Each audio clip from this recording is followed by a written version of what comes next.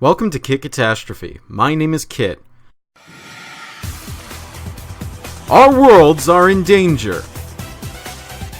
To save them and the galaxy, I must review Transformers War for Cybertron Siege Leader Class Galaxy Upgrade Optimus Prime. This figure came out in 2019 as part of Wave 2 of the Leader Assortment, and is an extensive retool of War for Cybertron Siege Ultra Magnus.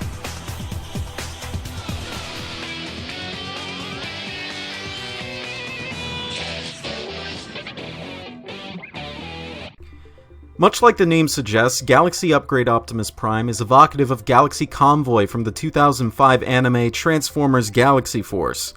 Naturally, Optimus Prime once again dons the disguise of being a fire truck, which is something he hasn't done in, 10 years? Jeez. This thing is highly evocative of the original design, making my brain giddy with decade-old memories ever since I got the original guy when I was like 6. However, those feelings fade away when you start noticing the cracks in the abject compromise. Taking off the side guns for a moment, they're identical to Ultra Magnus's by the way, you notice the rickety scaffolding and pure gumption trying its hardest to keep everything together. And the Super Robot Mode head is right behind that, far more visible than Ultra Magnus ever allowed. And behind that, the caboose has an open top, showcasing the extra cab kibble for all to see. And on top of it all, the two fire truck apparati are completely hollow. And compared to the original, it really puts the meaning of leader class into perspective, doesn't it? How far we've fallen in terms of not only size, but quality too. Pulling the cab away from the rest of the vehicle mode shows that this figure has the same problems Ultra Magnus had. Gaps behind the front wheels, visible hands, uninspired transformation, you know the drill. The front end, just like on Ultra Magnus, is sublime. It captures every detail from the original design, with some added greebles here and there. The pipe bumper is more pronounced and sticks out further on this version as well. It's a very nice cab mode, all things considered. Transformation into robot mode is exactly the same as Ultra Magnus's inner robot. The tolerances seem a little bit tweaked too, and I feel this was for the worse. The hip ratchets feel more than a bit gammy, and the spinal slider can be frustrating at times. On the bright side, the torso is a lot easier to open, which is a plus. Hey, I thought this was Cybertron Optimus, not Energon.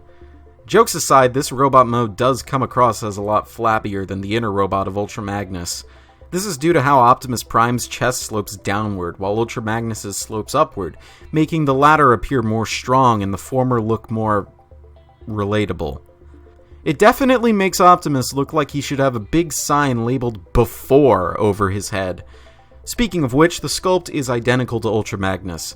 It's kinda weird seeing yellow eyes on a G1 style Optimus face. It feels uncanny. Now, I may have reviewed Ultra Magnus before I started doing these impromptu articulation segments, but the posability on Optimus Prime's base mode is exactly the same.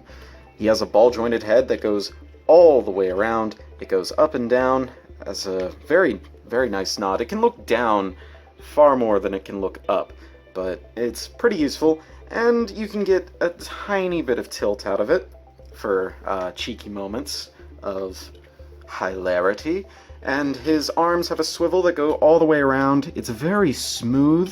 I don't want to call it loose, but it's very easy to move, so how about that? The arms go all the way out, so he can T-pose, and his elbows go 90 degrees, which is very good. Optimus Prime here has a wrist swivel that can go all the way around, and it's very tight compared to the rest of his joints. The waist spins 180 degrees times 2, because I'm stupid, and it works really well. Nothing gets in the way. Since the bumper goes up on his back, even back down it wouldn't really get in the way because it's under the cut here. The hips, they're very nicely ratcheted. That is a very good noise. The hips go all the way out so he can scrape his taint. And he has a thigh swivel that works okay. You can't really get much out of it, but it still makes very natural poses. The knees go 90 degrees, which is adequate, though not as good as some other Siege figures. And at the ankle, he just has a simple ankle tilt, which is wide enough for some really dynamic stances, like so. Optimus Prime comes with 3 accessories that he can use in this base robot mode. The first 2 are a pair of W30 magnetic inducer launchers, which differ from the ones which came with Ultra Magnus by only lacking a minor paint app at the barrel. I still love the giant pistol aesthetic. However, if you want something a little more low profile, he comes with a JF-15 Gravity Force laser, which is evocative of the pistol that Cybertron Optimus came with back in the day. It even stores in vehicle mode in the same spot. The rest of the accessories are lumped into what is called the JF-50 Twin Blast Galaxy Pack. And you know what that means? Optimus Prime Super Mode! To start, remove the bumper from the backpack and attach them to the arms to form arm guards. Then hide away the robot head and change the crotch design. No one's gonna notice if you forget, though. The Super Robot boots split from the back in the same way as Ultra Magnus's. They're practically identical, except this figure has useful extra flip-out heel spurs. Remove the shoulder pads and put them on, well, his shoulders. Yes, that means that his shoulders don't actually turn into the real cab. Deal with it. Finally, the remainder of the vehicle mode unfurls and refurls in a very intuitive manner to form the wing pack proper. All that's left to do is put him into a cool pose and pretend there's a giant faction symbol behind him. Now this is a super robot. The chunky proportions, the humongous boots, the absolutely breathtaking wingspan, not to mention the massive fucking cannons. Everything about this robot is what I like to see in a super robot mode. The chest plate is a nice callback to the original figure, and the head sculpt is just spot on. Cybertron Optimus was the first ever version of the character I was exposed to, and will forever be what I think of when I think of Optimus Prime, so seeing this particular sculpt again makes me very happy. And just like the original, you can sling the cannons under his arms, and this time they feature 5mm pegs so that he can hold on to them. As an added bonus, the wings can hinge backwards for added dynamicism in this configuration. So, with all that said, why does it feel so soulless? Like I mentioned before, the twin cannons are completely hollow. The gray plastic used on the backpack feels flimsy and weak. And this thing is only about a head taller than G1 Soundwave, which 10 years ago would be about Voyager size.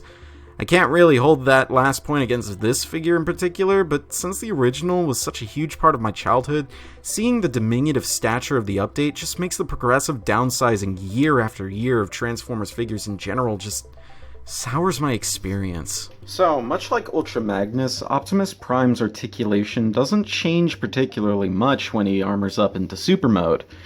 At the head, he actually gets a far greater range in his ball-jointed neck, which can go all the way around, and is barely inhibited by these giant ears, and it can look far more upwards than it can look downwards, which is kind of an inverse of the base robot mode, which I think is kind of funny. The arms are unchanged, so I won't go into detail on them. The waist still moves, the legs still move in the exact same way as before, and they feature a much wider ankle tilt, which can go for much wider poses. And as you can see, the guns are able to get out the way, though they aren't able to fold up very easily. You have to get the legs out of the way pretty far for them to be able to fold up. And finally, the wings can move forward and back to accommodate whatever stylistic decision you're trying to make. Don't get me wrong, I'm happy this exists. I'm happy that the team at Hasbro are finally acknowledging a section of Transformers history that usually gets criminally overlooked. Really, that sentence could refer to anything from the noughties, but the last time the Unicron trilogy got a figure in Chug was like 2009, whereas Skybite was part of the thrilling 30. Wait, did those mini-cons count? I digress. The point is, Cybertron updates are a reality, and I want to see more of this. I'm definitely getting Hotshot whenever he ends up coming out. I just appreciate a bit more effort going into these than some retools of established G1 characters. Is that too much to ask? Maybe, for now. But while my response to this figure was lukewarm, it gives me a glimmer of hope for the future of Generations. This has been Katastrophe. Transform and roll out!